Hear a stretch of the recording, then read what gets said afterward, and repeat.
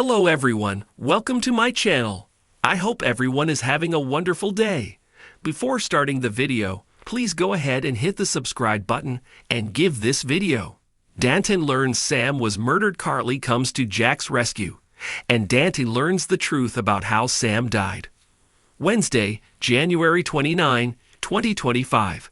Today on General Hospital, Brooklyn learns Chase is sterile, Emma asks a favor of Gio, and Sasha confirms Jason's suspicions. All products and services featured are independently chosen by editors. However, soaps.com may receive a commission on orders placed through its retail links, and the retailer may receive certain auditable data for accounting purposes. In Germany, Carly talks to Joss on the phone to give her an update on Michael.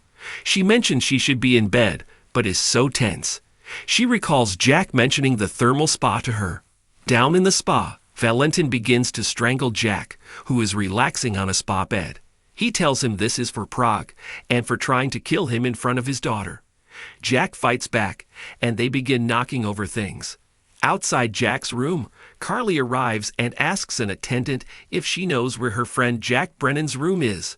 Carly then hears something crash, but the attendant says it's probably nothing and offers to find Jack's room number. Carly enters Jack's room, and Jack is passed out on the floor with Valentin over him. She smashes a vase over Valentin's head, and Valentin rushes out.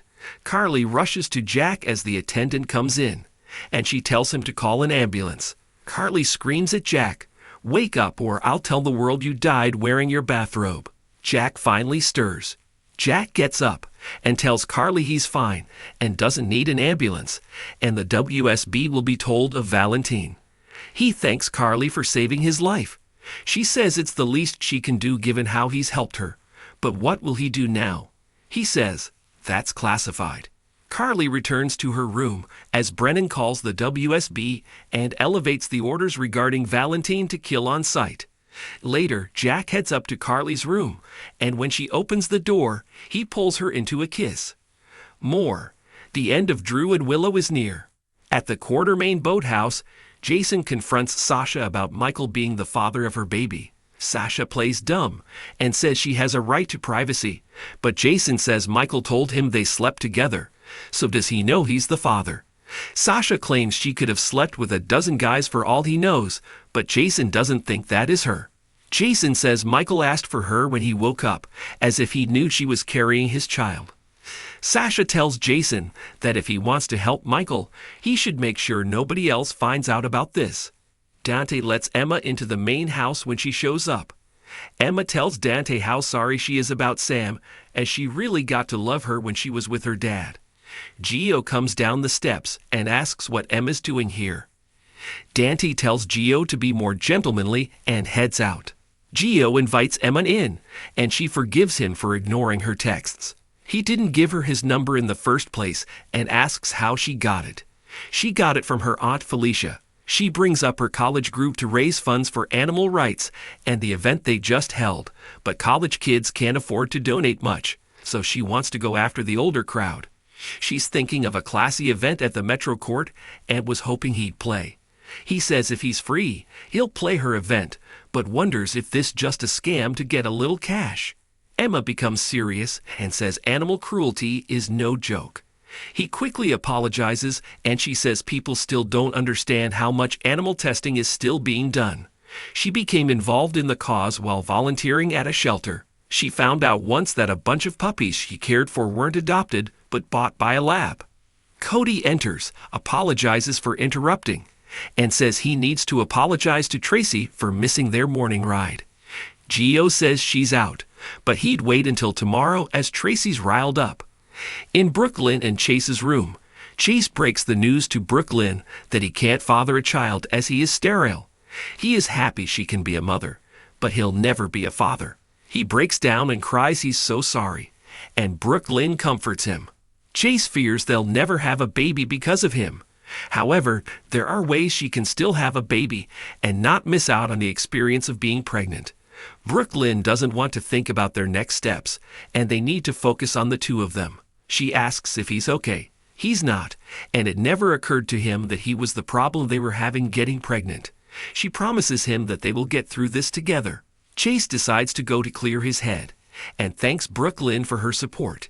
He leaves, and once alone, the voice contestant dead by suicide.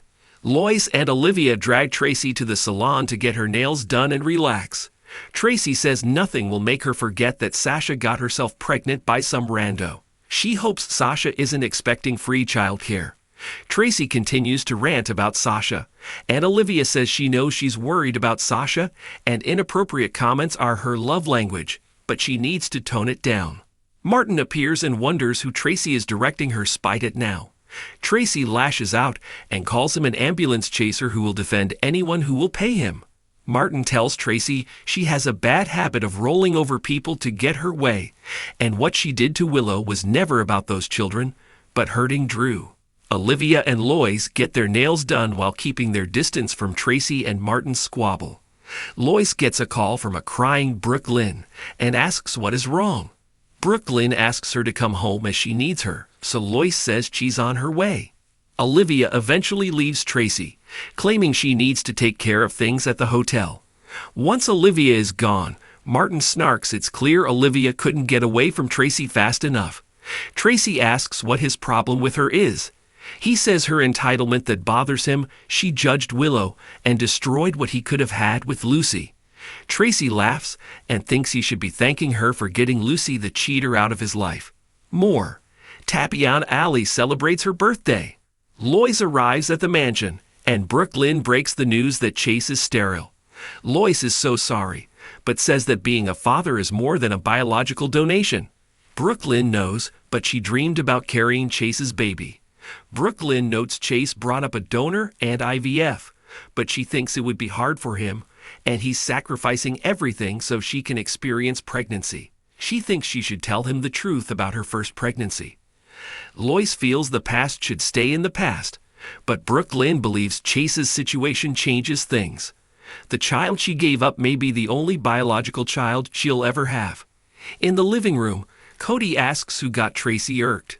Gio reveals it was Sasha. She told the family that she's pregnant. Cody departs, and Emma and Gio discuss her fundraiser. He doesn't know if his playing will bring in the money. Chase returns, and Emma asks if he would pay money to see Gio play. Chase said he would, as Gio's amazing. More. The secret to Steve Burton's casting as Jason. At the hospital, Anna leaves a message with someone at the WSB about what they recall about Jens Sidwell. She then spots Lulu and approaches her. She welcomes Lulu back and says Dante told her about Prague. She's glad nobody got hurt. Lulu snipes, "I'd hate for my daughter to get shot a second time." Anna doesn't have the words to apologize, and she'll always be sorry for what happened. Lulu relays her mom and Valentin told her that as well, and that Valentin kept Charlotte stalking her a secret. Anna says it never should have happened. Lulu says it wouldn't have happened if Valentin had been a better father. Anna thanks her for understanding, and she has all her contacts looking for Valentin. Portia arrives and asks to speak with Anna for a moment in her office. They head off.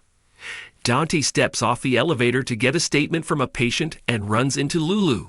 Lulu says she just got an exam and is doing well. Dante is happy to hear that but worries she is pushing herself too far. She needs to recover from her transplant. Lulu feels this is about him focusing on her and ignoring his pain, and that he blames her for Sam's death. Dante says he doesn't blame her, and he's dealing with his pain. Lulu knows she didn't cause Sam's death, but her presence is a complication in his life.